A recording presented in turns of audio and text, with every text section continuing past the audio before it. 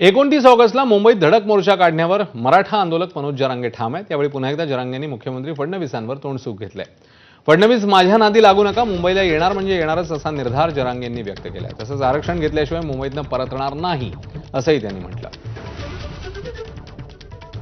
ABP माझाच्या माध्यमातून राज्यभरातल्या मराठा समाजाला सांगतो, या बैठका होत असतात, मंत्री येत असतील, जात असतील, कोणी शंका कुशंका ठेवायचं नाही। मुंबई जायचं का नाही, हो कसं होणार? मुंबईला जाणार म्हणजे जाणार। आरक्षण दिलं तरी जायचं, नाही दिलं तरी पण जायचं। दिलं तर गुलाल घेऊन जायचं, नाही दिलं तर आरक्षण आणण्यासाठी जायचं। हे मराठ्यांनी ध्यानात ठेवून पूर्ण ताकदीनं तयारीला लागायचं। एका राज्याच्या प्रमुख माणसानं याच्यामुळं भाजपाला फटका बसतोय। भाजप पहिला असं नव्हतं, ते देवेंद्र फडणवीस आल्यापासून सगळं इचका झालाय त्या भाजपाचा।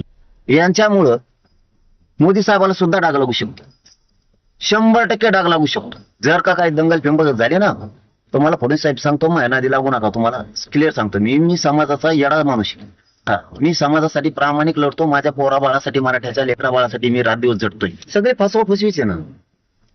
काय केलंय कोणाला? वाद लावण्याच्या पलीकडे काय केलंय?